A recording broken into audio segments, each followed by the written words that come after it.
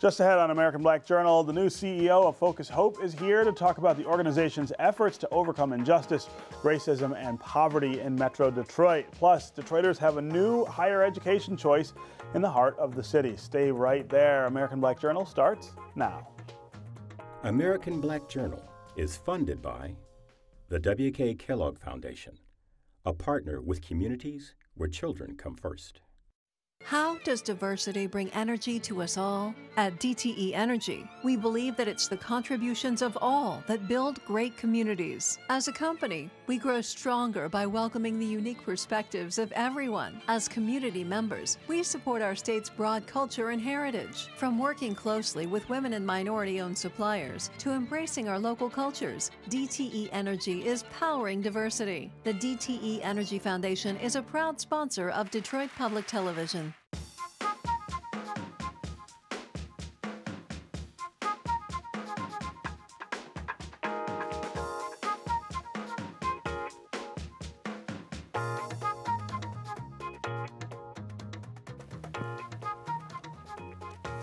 Welcome to American Black Journal. I'm Stephen Henderson. As we prepare to mark the 50th anniversary of the Detroit Rebellion next year, a nonprofit that was founded in the aftermath of the rioting continues to fight injustice, racism, and poverty here in the city. Focus Hope is a civil and human rights organization that offers workforce development and education, food and basic needs, and community development programs. Its mission is to build a metropolitan community where all people can live in freedom and racial harmony. This summer, Focus Hope named a new CEO, Jason Lee. He's my first guest today. Welcome to American Black Journal. Well, thank you. Appreciate it. Absolutely. Big shoes you're stepping into here. I can remember as a child here in the city, Eleanor Jorsitis coming to my school when I was in the 7th grade and telling all of us about the work there and telling us about the obligation we had to be part of that work at Focus Hope. And of course, at the school I went to, we all had to go work at Focus Hope. But I think she was also trying to tell us about that obligation beyond that even if you don't end up working for Focus Hope, the work you do is intrinsic to the city and to the city's progress. Well, I clearly believe that the shoes I'm filling are significant. I actually had the opportunity to meet Eleanor Jorsitis throughout my time at my previous organization, DAPSEP. DAPSEP, sure. And also at church. At one point, I attended the same church as the Jorsitises, Madonna. And, definitely a person of just a magnet of interest around her. She was a powerful person in short stature. Yeah, right. And also had a great relationship with Keith Cooley as well as William Jones, who was my predecessor in this position. Yeah. Unfortunately, of course, the issues that Eleanor and Father Cunningham sat down and tried to deal with 50 years ago are still with us here in the city of Detroit. Talk about, though, the role that Focus Hope plays now and how it may be different from what it originally had to set out to do. So Focus Hope was developed in 1968 as a response to the riots or social unrest that occurred not too far from where Focus Hope is located on Linwood and Oakman. And the organization wanted to tackle issues that were impacting the people of the Detroit community. Racism, poverty, and injustice. Today, we argue that many of those same conversations are still happening here in the city of Detroit. But how we approach the work is a little different. We still have a food program, which we serve 40,000 seniors per month in providing supplemental food. Our workforce development program, a great way to get people out of poverty is to give people jobs. Sustainable jobs, right? Work over a long period of time. And so Focus Hope is interested in not just providing a job, but providing resources and tools for a career. Yes. We want individuals that participate in our programs to have a career that they can feed their families and take care of themselves and become self-sustainable. And then our community. We've adopted the 100 square blocks around our Oakwood and Linwood facility, and we call it our Hope Village Initiative. We have a thriving Head Start, Early Head Start, and Great Start program in our Center for Children. Yeah. And we've done some great convening of neighborhood work to make that community better. We know that it is a very important logistically where it is, located between two major highways. Sure. And about a half mile from Woodward. And as we see transformation of Detroit, we believe that this community is important. Yeah, the workforce development part of what you guys do is for me the thing that I think is most sort of critical to the problems that we face every day here in Detroit. When you think about the things that keep people from justice or freedom, really it is, as you just point out, it's work. You guys have a special way of doing that, and I've always marveled at that. It's not just your average job training program. You're doing a lot of other things with the folks who come there. Right. So one of the things that we pride ourselves on is meeting people where they are in their academic preparation as well as their social and emotional preparation, and just being able to address head on the conditions that people may be facing that may be preventing them from achieving a career or job. Not using that as an excuse, but as an opportunity. Absolutely. And so we work with individuals that come through our doors. If they need glasses, well, we may help find out how to get a person a pair of glasses. You'd be amazed how many people don't get their eyes checked. Mm-hmm. Dealing with some of the issues around transportation. We know that's a crisis issue here in the city. Having reliable transportation.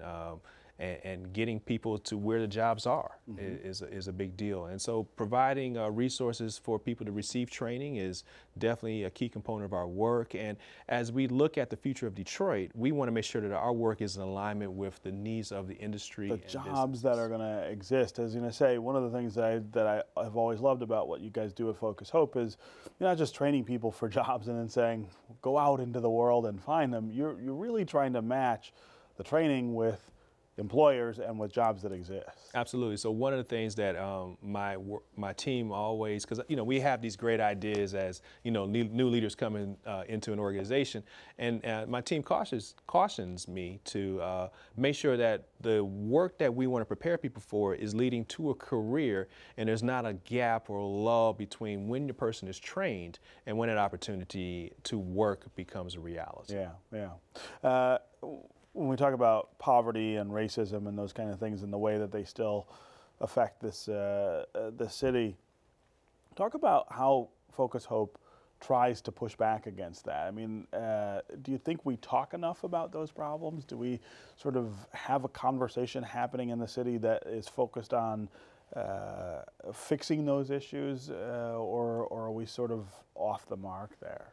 Well, I think admittedly that's an area that as Focus Hope is looking to transform, that it realizes it needs to do more work in, is becoming an advocate for the social justice and fighting injustices that we see within our community. You hear the conversation around the two Detroits that are starting to occur. Sure. You have the downtown and you have the neighborhoods. Well, we believe that we can be a catalyst for energizing neighborhoods having a voice within this community. Yeah. We've done some great work with our team in the Hope Village and making sure that people have a voice in terms of some of the change that they may be seeing.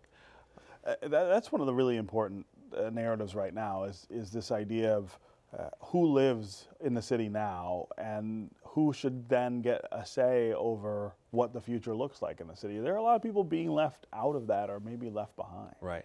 And people who have been in this community for generations oftentimes feel disenfranchised.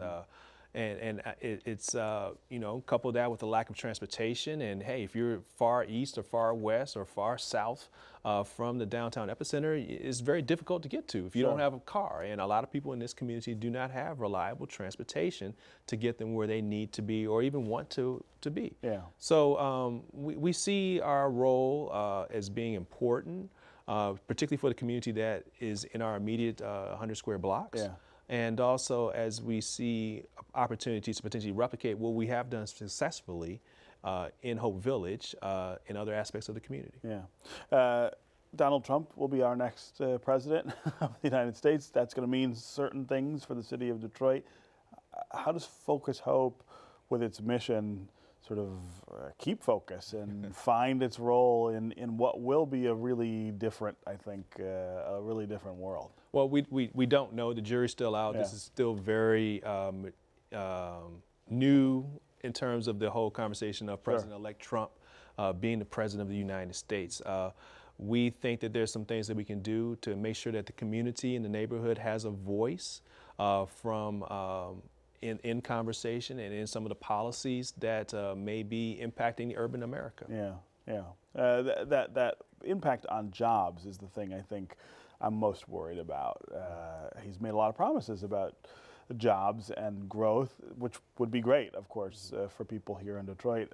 I worry that maybe it won't look the way we think it might. Well, I think that if every politician did everything that they said they were going to do in a political campaign, that would be a then first. we would be in a totally different world today. Yeah. There will be some movement, I'm sure. We want to make sure that the movement, that we're in alignment with the movement, that we can align our workforce programs with potential opportunities. Yeah. But beyond with the presidential election, we can just look outside our doors and see job creation, job opportunities. You see the construction on the Illich Arena. Sure. You know that there's going to be some bridge. Depends on who's owning the bridge, or right, but it's still got to get built, right? You know, there will be a bridge. There's infrastructure that Michigan definitely needs to have repairs on from a construction standpoint, and we know that there's going to be a transformation of jobs as we look at autonomous vehicles, as well as just the internet and some of the entrepreneurial opportunities that are here in Detroit today. Yeah. Okay. Well, congratulations on your new work. Good to see you in that chair, and know that DAPSEP, which was the other program that you were involved with for so long here, is in good hands as well. Thank you, and I'm honored to be here, and I appreciate the opportunity to follow in the spirit of Eleanor Jositis and in the leadership of William Jones. And William Jones, of course. Absolutely. Yeah. Looking forward to it. Absolutely.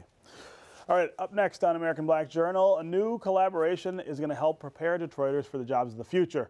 But first, here's a look at some important moments in Detroit's Black history. I'm Ken Coleman with a look back at African American life in Detroit. This week in 1929, Motown Records founder Berry Gordy was born. In 1974, jazz guitarist Kenny Burrell opened an engagement at Watts Club, Mozambique.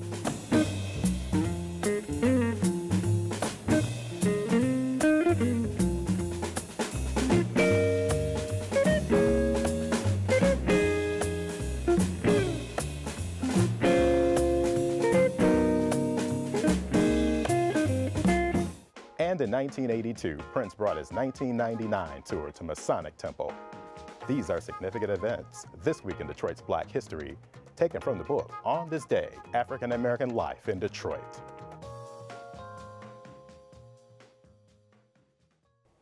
A new partnership between a university and a Detroit church is giving Detroiters a new option for receiving a higher education in the city. Cleary University has joined with historic Little Rock Baptist Church to open a campus in the church's Considine Recreation Center on Woodward Avenue. The university's curriculum focuses on business and entrepreneurship, and classes begin in January. Here to tell us more is Reverend Jim Holley of Little Rock Baptist Church and Cleary University Vice President Dr. Marlo Rencher. Thank you both for being here. Thank you for having us. Thank you so much. Reverend Holley, you're a pastor at that church, but it seems like every time I'm talking to you, you're doing something with education. That's sort of your second job there. It really is, because I know that basically to get people out of poverty, it's going to be, you have to educate your way out. You can't all rap your way out and football your way out and basketball your way out. You got to educate. Many of us got to educate our way out. Yeah, yeah. And this is what I think, and certainly this is a tremendous opportunity, Stephen, because of the fact that I feel like what's really missing also in Detroit is a business school. Yeah. And of course, Detroit is moving fast. What I'm concerned about is Detroiters moving with Detroit. Right, participating in that movement. And I would be remiss if I didn't talk about the extent to which just in that neighborhood around the church, you've really made a difference in the way that that people are able to participate in what's happening in the city and sort of live in a place that is going forward. It's the neighborhoods. You know, downtown is doing well, Midtown is doing well. I hope that that this neighborhood, North End, would be sort of like a example of what can happen in other neighborhoods. Yeah. And so this is what I'm working on real hard, and of course Cleary University is an integral part of what we're trying to do. Yeah. Dr. Rencher, tell me about Cleary University. I'm not sure most people know what that is. Sure.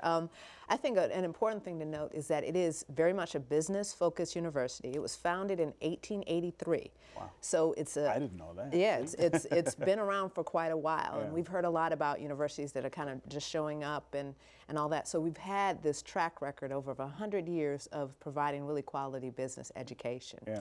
So we have campuses in Livingston County, in Washtenaw County, and now we have a campus in Detroit, and we're really, really excited about that. And we offer, like obviously, business education focused on traditional students, so students can come in straight out of high school, have a college experience. But we also are really, really great at connecting with working adults, people who are trying to make it from their level to the next level. To the next, yeah. Exactly. And that's so important in Detroit, of course. Precisely. Talk about the kinds of degrees that, Sure. that you're offering people. Yeah, so we're, as a business-focused university, all of our graduate students are all MBA students. They can get it in analytics, technology, and innovation. They can get it around healthcare leadership and just business leadership, generally speaking. At the undergraduate level, we have a wide variety of degrees, including accounting, finance, marketing, entrepreneurship, and entrepreneurship is really a focus of ours. Yeah.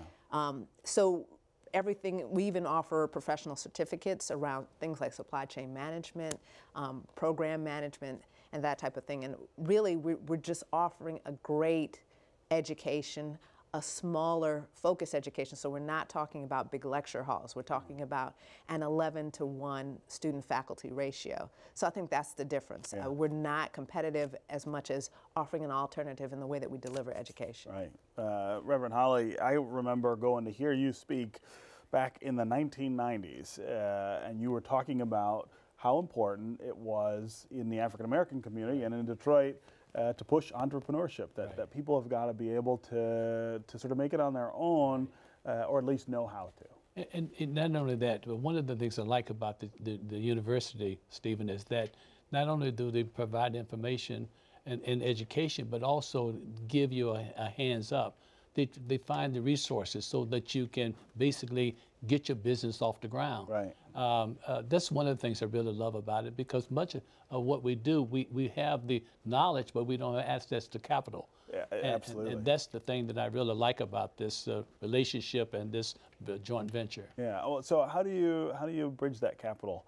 Well, I think the first good step is that we offer a Detroit Opportunity Scholarship. So people who have a Detroit zip code, we're offering scholarships to make sure that they are going to the educational process, lowering the amount of unsubsidized debt. Yeah. We're really clear about what a problem it is for this generation and for all generations to deal with that debt load. So, you know, recognizing that is a real clear impediment to entrepreneurship and just life going forward. We're really interested in that. Yeah. Additionally, you know, I come from a background of working in accelerators, being an entrepreneur myself, so we're not talking about a theoretical process. We have access to the entrepreneurial ecosystem in Detroit, so we can connect you with, you know, a Techstars, we can connect you with a Tech Town and other kinds of connections from SCORE to SBA.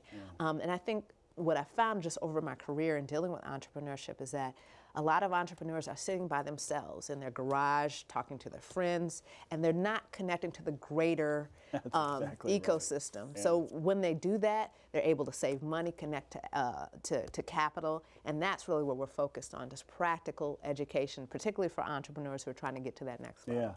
Yeah. You mentioned that you had been an entrepreneur. Tell me about that. So I've started 3 technology-oriented companies. Additionally, I was the first managing director at Tech Town. I was part of the BizDom Accelerator, Okay. Yeah. and have worked a lot in kind of the entrepreneurial space in Detroit. And so this opportunity for me to take the practical experience I've had in starting businesses and running businesses and actually apply it. I got a PhD in dealing with the entrepreneurial community. So putting the theoretical together with the practical and actually sitting down and talking to entrepreneurs, having that experience in it, really helped me to guide the way that we deliver entrepreneurship. Sure. And so my role includes being the faculty director or the entrepreneurship chair. So I help create and craft the classes and make sure that they're really, really practical. It's really about how can we take your particular idea. We want you in our classes to work on your idea, not something kind of theoretical, and how do we make it happen? Yeah, yeah. Reverend Holley, talk to me about what is going on right in your little part of Detroit, the North End. And we were talking before the show, I feel like that's a neighborhood that is about to turn really dramatically in a more positive direction. I hear people telling me that they're buying houses there. I hear about businesses that are thinking about opening up in that area. Right. I thank you for the question. The thing, of course, is that we are working on a project called Gateway to North End, and so where we're taking down houses and putting up new housing. The other thing that I'm happy about is Wayne County Community College District is also in the same building, and so we're working on those kind of programs as well, trying to get their reading and the math skills up. But in terms of the community, we're right now engaging a talk with Presbyterian Village about a resident, a senior citizen resident. We're talking to them. We have a restaurant coming into the community in about 60 days that we think is going to be very fruitful. And also, Stephen, what we're trying to do, we've got a medical clinic that we're trying to talk to Easton about putting a vet school there. Yeah. I'm sorry about my speech. Okay. Yeah. But I'm just saying to you, those kind of things that are working so hard because we're right next to Midtown. Right. And you know what's going to happen next. You know what I mean? Yeah. And so you want to be that spillover is important. Absolutely. And it's also important that a lot of the things I know that you're doing are about the people who already live there. It's not just about people who now want to live there and may buy a house. That's great, but it's about the people who stuck it out. It's the quality of life of the people that's already there, and trying to repopulate the community with the people. And this is it's a challenge, but it's a wonderful challenge because we do feel there's hope, and we see something happening, as you've indicated earlier. Yeah. Why Detroit and why now for Cleary University? As you said, it's been around for a really long time. Yes. What sort of motivates this decision and the geography that's associated with it? I think particularly we're interested in expanding as a university, and we see a lot of what's happening in Detroit, but we are interested not necessarily in being a follower in Midtown. We were really intentional about being in a neighborhood. Right. Yeah. There's a lot of things that are happening in Midtown. I'm really, really happy about all of it being a native Detroiter.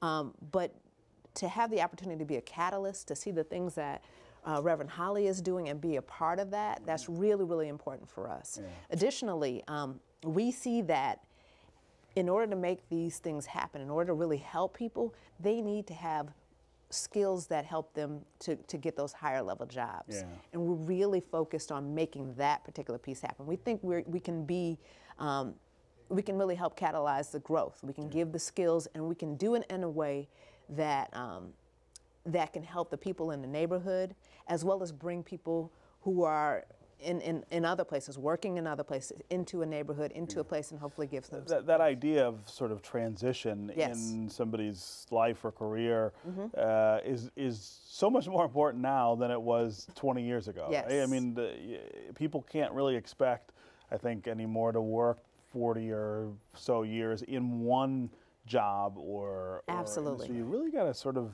think about other things, and this is. And you got to think about new skills. We're bringing business analytics. We have a partnership with the largest business analytics company in the world. We're bringing them there and integrating it into the classes. We're really interested in how can we help folks get into this new economy, not make it a scary process, and really help them through the process. Right. And put down some roots there. Right? Absolutely, absolutely. All right. Well, congratulations on a fabulous idea in an important part of town. Thank you so much. Thanks for being here. All right, that's our program for today. Thanks for watching. You can get more information about our guests at AmericanBlackJournal.org, and you can always connect with us on Facebook and on Twitter. We'll see you next time.